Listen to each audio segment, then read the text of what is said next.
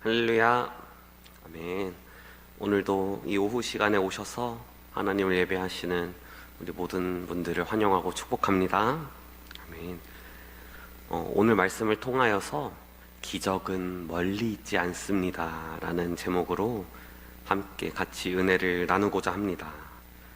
오늘 말씀을 통하여서 기적은 무엇인지, 그리고 그 기적을 날마다 행하시는 우리 저와 여기 계신 모든 분들이 되시길 소망합니다. 아멘.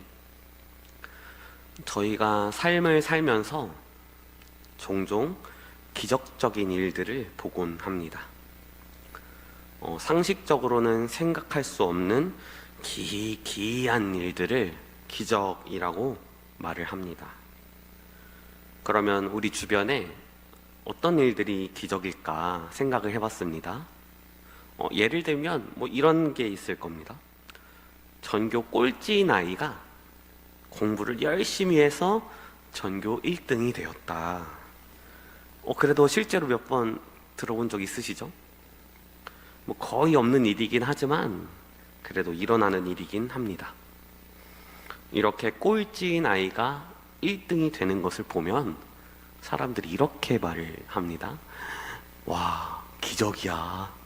말이 안 돼.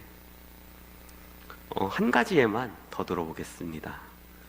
저의 머릿속에 가장 기억에 남고 아주 기분이 좋았던 그런 기적인데, 그 기적이 2002년에 있었습니다. 2002년에 뭐가 있었죠? 맞습니다. 월드컵이 있었습니다. 우리 중고등부의 가장 나이가 많은 고3 친구들이 07년생이라고 하더라고요. 정말 충격받았습니다. 우리 어른 성도님들은 월드컵 다 기억나시지요? 다 보셨죠? 정말 온 국민이 하나가 되어서 2002년 월드컵 때 우리나라가 월드컵 4강에 올라갔습니다. 그래서 세상의 많은 사람들이 와, 이건 기적이야. 한국이 어떻게 월드컵에서 1승도 못하던 나라였는데 4강에 갔다. 이렇게 많은 뉴스들이 쏟아졌던 것이 아직도 생생합니다. 그런데 이런 세상에서의 기적은 어떻게 일어날까 생각을 해봤습니다. 이런 기적들, 전교 꼴등이 1등이 됐다. 월드컵에서 1승도 못하는 나라가 4강에 올라갔다. 어떻게 가능할까 생각을 해보니까 이런 기적들은 노력과 운이 있으면 가능하더라고요. 이 전교 꼴찌인 아이가 열심히 노력을 합니다. 그리고 딱 운도 좋게 공부한 것에서 시험이 딱 나온 겁니다. 그래서 이제 전교 1등 할 수 있습니다. 우리나라도 2002년도에 축구를 잘하기 위해서 열심히 연습을 했습니다. 그리고 운도 잘 따라줬습니다. 그래서 이 월드컵 4강이라는 기적을 이뤘습니다. 세상에서 말하는 기적은 열심히 노력하고 운도 따라주면 이룰 수 있구나 라고 이제 생각을 했습니다. 그런데 오늘 말씀에 나온 기적을 보니까 이 노력과 운으로는 절대로 일어날 수 없는 그런 기적이 일어납니다. 이 기적은 교회에 다니지 않는 사람들도 아마 한 번쯤은 들어봤을 오병이어의 기적입니다. 이 오병이어의 기적은 얼마나 놀라운 기적이었는지 사복음서, 마태복음, 마가복음, 누가복음, 요한복음이 다 기록되어 있는 기적입니다. 오늘 이 오병이어의 기적을 통해서 과연 이 기적이 어떻게 일어났는지, 그리고 오늘 말씀을 통해서 아주 도전받으시는, 은혜 받으시는, 또 기적을 이루며 살아가시는 저와 우리 여기 계신 모든 분들이 되시길 기도합니다. 오늘 본문 말씀에 보니까 떡 5개와 물고기 2마리로 이 성인 남자만 5,000명이 훨씬 넘는 사람들을 먹이고 12바구니가 남는 기적이 일어났습니다. 제가 어렸을 때 2가지 생각을 했습니다. 지금 생각해보면 참 어렸었구나, 순수했었구나 생각이 드는데, 초등학생 때 이 이야기를 들었습니다. 와, 떡이 얼마나 컸을까? 물고기는 또 얼마나 컸을까? 아마 고래를 잡았을 거야. 고래를 내놨을 거야. 라고 생각을 했습니다. 그리고 이제 시간이 흘러서 중학생 때 또 오병이어의 말씀을 들었습니다. 그때는 이런 생각을 했습니다. 아주 중학생 질풍노도의 시기죠. 에휴, 말이 되는 소리를 해라. 아니, 떡 5개랑 물고기 2마리만 해도 12바구니가 안 되는데 말 같지도 않은 소리 하고 있네 라고 속으로 생각을 했습니다. 겉으로는 얘기 안 하고. 사실 성경 어디에도 이 떡 5개와 물고기 2마리로 먹이신 방법은 나와 있지가 않습니다. 사복음서에 나온 오병이어의 내용을 아무리 자세히 봐도 이 먹이신 방법에 대해서 나와 있지가 않더라고요. 아니, 수많은 물고기와 보리떡이 이 만나와 메추라기처럼 하늘에서 쏟아졌는지, 아니면은 땅에서 갑자기 이렇게 튀어나왔는지, 아니, 이 많은 사람들을 어떻게 먹였는지에 대한 말씀은 기록이 되어 있지가 않습니다. 다만 요한복음에는 조금 다른 기록이 있었는데, 요한복음 6장 9절에 보니까 이렇게 기록되어 있습니다. 여기 한 아이가 있어 보리떡 5개와 물고기 2마리를 가지고 있나이다. 그러나 그것이 이 많은 사람에게 얼마나 되겠사옵니까? 라고 기록되어 있더라고요. 그리고 예수님께서 떡을 가져 축사하신 후에 앉아있는 자들에게 떡을 나누어 주시고 물고기도 그렇게 그들의 원대로 주셨는데, 그 후에 보니 12바구니가 남았다라고 성경은 기록하고 있습니다. 그런데 저는 현실주의자인가 봐요. 왜냐하면 의심 없이 순수하게 믿으십시오. 보리떡 5개와 물고기 2마리를 가지고도 5,000명이 넘는 사람이 충분히 먹을 수 있습니다. 우리 그런 기적을 일으키시는 하나님을 믿읍시다. 그 기적을 일으켜달라고 기도합시다. 라고 말하기가 마음에 조금 불편하더라고요. 물론 그렇게 말씀하시는 분이 틀린 것이 절대 아닙니다. 왜냐하면 하나님께서는 전능하신 분이시기 때문에 그러한 일 물론 가능하십니다. 불가능한 일이 없으신 분이십니다. 그런데 제가 경험해온 하나님은 알라딘의 이 램프의 지니가 아닙니다. 하나님은 우리가 단지 원하고 바라는 소원을 이루시기만 하는 분은 아니더라고요. 제가 오늘 이 오병이어의 기적을 통해서 나누고 싶은 것은 바로 사랑과 나눔의 기적입니다. 사랑과 나눔의 기적. 방금도 말씀을 드렸지만 성경은 어떻게 떡이 많아졌는지 물고기가 많아졌는지에 대해서는 자세히 설명하지는 않습니다. 다만 이제 어떤 학자들은 아이가 먼저 내어놓자 다른 이들도 자신이 쌓은 것을 함께 나누었을 것이다 라고 설명을 하더라고요. 저는 이 관점을 통해서 사랑과 나눔의 기적을 함께 나누길 소망합니다. 오늘 말씀이 있었던 시대에는 장기간 외출을 할 때 집에서 음식을 싸가지고 다녔다고 합니다. 우리 어르신들도 예전에 학교 가실 때 뭐 들고 가셨죠? 도시락 들고 다니셨죠? 요즘 학생들도 소풍 갈 때 아직도 도시락 들고 다니지 않습니까? 더군다나 예전에는 교통수단이 훨씬 좋지 않았을 것입니다. 그래서 도시락을 꼭 들고 다녔을 겁니다.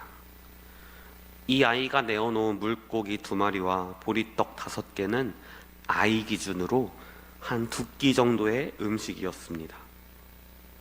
저한테는 한 끼도 안 되는 양인데, 이 아이는 그래도 물고기 2마리와 보리떡 5개가 있으면 한 2끼 정도는 이제 그래도 먹을 수 있는 양인 겁니다. 그리고 이 아이와 마찬가지로 대부분의 거기 있던 사람들이 이제 음식 도시락을 지니고 집을 나섰을 겁니다. 그리고 이제 거기 있던 모든 사람들이 예수님의 말씀을 같이 들었습니다. 그런데 문제가 생겼습니다. 제자들이 사람들이 너무 많아서 음식을 먹일 수가 없어서 걱정을 하는 겁니다. 그 걱정하는 소리를 듣고 이 아이는 자신이 가진 모든 것, 물고기 2마리와 보리떡 5개를 서슴없이 내놓은 거예요. 그리고 예수님께서 그 오병이어를 들고 축사기도 하시고 다 같이 나누어 먹습니다. 이때 예수님께서 뭐라고 기도하셨을까 생각을 해봤습니다. 2가지 예를 들어보겠습니다. 첫 번째, 하나님, 보리떡 5개와 물고기 2마리밖에 없습니다. 전능하신 하나님께서 하늘에서 수천 명을 먹일 수 있는 음식을 내리는 기적을 베풀어 주시옵소서, 이렇게 기도하셨을까? 아니면 하나님, 이 아이가 베푼 물고기 2마리와 보리떡 5개, 이 사랑과 나눔을 기억하여 주시옵소서. 하나님, 우리들도 이렇게 하나님을 사랑하고 이웃을 사랑하는 자들이 되게 하여 주시옵소서, 이렇게 기도하셨을까? 성경에 예수님께서 어떻게 기도하셨는지에 대해서는 나와 있지 않습니다. 제가 나중에 천국 가거든 한번 먼저 물어보겠습니다. 하지만 예수님께서 언제나 사람의 믿음과 이 나눔의 마음을 기뻐하셨던 것을 기억할 때 예수님께서 이 아이의 마음, 오병이어를 드렸던 이 아이의 마음 기뻐하지 않으셨겠습니까? 예수님께서 분명히 오병이어의 기적을 일으키셨습니다. 그리고 그 과정에서 이 한 아이의 작은 헌신을 사용하였습니다. 말씀의 서두에 이 세상에서의 기적은 노력과 운이 중요하다라고 말씀을 드렸습니다. 그런데 신앙에서의 기적은, 하나님 나라에서의 기적은 이 하나님의 역사와 한 사람의 사랑과 나눔이 있을 때 가능하다라는 것을 오늘 말씀을 통해서 함께 나누길 원합니다. 이 한 아이의 귀중한 마음, 자신의 모든 것을 다른 사람들과 나누고 싶었던 그 사랑의 마음, 그 사랑의 마음이 성인 남자만 5,000명이 먹고도 12바구니가 넘는, 12바구니가 남는 그런 기적을 가져왔습니다. 제가 어떤 분하고 얘기를 나눈 적이 있습니다. 그분이 이 오병이어의 기적을 보면서 이렇게 말을 하더라고요. 야, 철원아, 나는 오병이어처럼 큰 목회할 거야. 5,000명한테 말씀 전하는 사람이 될 거야, 이러는 겁니다. 그래서 5,000명 넘는 교회 가면은 나 사무권사로 써줬으면 좋겠네 속으로 생각을 했는데, 사람마다 성경을 보는 관점이 다릅니다. 너무 비껴나가지 않고 이단이 되지 않는 선에서 다양한 관점으로 보는 게 더 좋습니다. 그런데 이 제가 보는 관점에서 이 오병이어의 말씀은 한 사람이 5,000명보다 더 큰 일을 할 수 있다는 것으로 받아들였습니다. 그래서 속으로 생각했습니다. 나는 이 자신의 것을 드렸던 이 아이 같은 그런 성도들을, 그런 아이들을 양육하는 사람이 되고 싶다. 누가복음 15장 7절에도 이런 말씀 있지 않습니까? 너희 중에 죄인 한 사람이 회개하면 하늘에서는 회개할 것 없는 의인 99으로 말미암아 기뻐하는 것보다 더 하리라. 사람의 눈으로 볼 때 이해가 안 됩니다. 아니 99명이 기쁘지 한 명이 기쁩니까? 그런데 하나님께서는 한 사람이 중요하다는 겁니다. 한 사람을 기뻐하신다는 겁니다. 한 사람도 놓치지 않으시겠다는 거예요. 간증을 하고 말씀을 마무리하려고 합니다. 제가 서해제일교회에 오기 전에 강원도 정선에서 있을 때 이야기입니다. 사역을 하면서 이제 처음에 성도님이 한 분도 안 계셨습니다. 비어있던 교회였기 때문에. 그래서 주변의 교회에서 참 감사하게도 많은 도움을 주셨습니다. 아니 심지어는 자기의 차를 그냥 공짜로 준 형도 있습니다. 이 먹는 차 아닙니다. 이 붕붕 차입니다. 아니 다른 사람한테 팔면 그래도 몇백만 원이라도 받을 텐데 그냥 공짜로 줬습니다. 그리고 또 주변에서 생활비를 하라고 이렇게 선교해 주시는 교회들도 있었습니다. 참 감사하게 제가 전도사로 있었던 교회들에서 이렇게 많이 선교를 해주셔서 그래도 굶어 죽지 않으며, 굶어 죽은 게 아니라 아주 그냥 그렇죠. 네, 잘 지냈습니다. 그런데 이 받기만 하는 것은 사역자가 아니잖아요. 목사 아니잖아요. 전도사 아니잖아요. 그래서 나도 누군가에게 흘려보내야겠다 싶어서 생각을 해보니까 제가 신학생 때 정말 가난했습니다. 어느 정도였냐면 제가 이제 간사로서 사역을 해서 30만 원을 받았는데 뭐 헌금 떼지요, 차비 떼지요. 그럼 한 15만 원에서 한 17만 원, 18만 원 이 정도 남습니다. 그래서 월요일에서 금요일까지 한 5일 중에 4일은 이 컵밥과 라면을 먹었습니다. 그래서 지금은 라면을 거의 안 먹으려고 해요. 지긋지긋합니다. 그때 생각이 나서 이제 학교에 다니는 후배에게 연락을 했습니다. 야, 누구야, 혹시 후배 중에 경제적인 문제 때문에 힘들어하는 신학생이 있냐? 내가 그 친구한테 뭐 얼마 되지는 않는데 그래도 조금 이렇게 장학금을 보내고 싶다 하고서 제가 그 당시 받고 있던 한 달 반 정도의 생활비를 이렇게 보냈습니다. 그런데 저는 몰랐습니다. 연말에 운전자 보험을 들어야 한다는 것을요. 이 장학금을 보냈는데 얼마 지나지 않아서 운전자 보험을 들어야 하는 겁니다. 제가 처음 내는 것이다 보니까 꽤 되더라고요, 금액이. 연차가 쌓여야 이제 조금씩 줄잖아요. 한 2달치 정도의 생활비가 들었습니다. 그때 제가 장학금을 보낸 것을 후회했을까요? 많이 후회했을까요? 조금 후회했습니다. 조금. 다시 내놓으라고 할까? 그건 아니지 주여. 아이고 주여. 그런데 정말 놀라운 일이 일어났습니다. 실제 일입니다.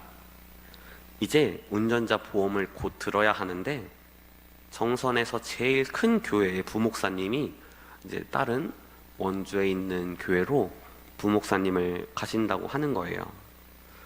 정선 지방의 대부분의 행사가 그 제일 큰 교회에서 했기 때문에 저도 이제 자주 가서 막내니까 뭐 열심히 일도 하고 드럼도 치고 그랬습니다.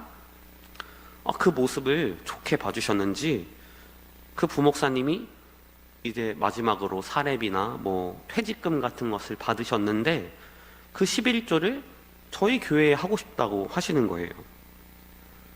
그래도 제가 학교에서도 뵌 적 없는 선배님이고 뭐 오며 가며 몇 번 많이 보지도 않았는데 목사님 그것은 아닙니다, 다른 교회 하시지요, 이렇게 사양을 했는데 주신다는데 어떡합니까? 그래도 몇 번 사양을 했지만 그래도 또 감사히 잘 받았습니다.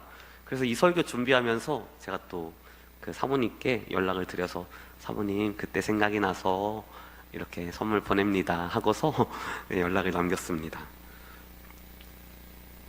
아무튼 만약에 제가 신학생에게 장학금을 보내지 않았다면 어땠을까요? 2배로 좋았을까요? 아닙니다. 제가 사랑을 보냈기 때문에 이렇게 사랑을 받은 것입니다. 제가 얼마 되지 않는 오병이어를 드리니까요, 하나님께서 12바구니를 채워주시더라고요. 하나님께서는 이렇게 일하십니다. 자신의 것을 드릴 때. 다시 말씀으로 돌아와서 마무리하겠습니다. 우리 서예제일교회가 한 아이와 같은 이 사랑, 이 나눔의 사람이 되시길 소망합니다. 저희들에게 보리떡 5개와 물고기 2마리 같이 하찮은 것밖에 없으십니까? 중요하지 않아요. 중요하지 않습니다. 진짜로 사랑한다면, 진짜로 나누고 싶다면 그것으로, 그 마음으로 주님께서 기뻐하시고 이웃이 감동받습니다. 저희들이 이 한 아이와 같이 사랑의 나눔을 할 때 저희들의 주변의 많은 이웃들이 저희가 베푸는 작은 사랑을 통하여서 하나님의 크신 은혜를 경험하게 될 줄로 믿습니다. 그렇다면 저희들의 도움과 사랑이 필요한 사람은 누가 있나 이렇게 살펴보시면서 사랑과 나눔을 실천하시는, 기적 멀리 있지 않죠? 사랑과 나눔을 실천하시는 저와 여기 계신 모든 성도님, 우리 서예제일교회가 되시길 기도합니다. 아멘.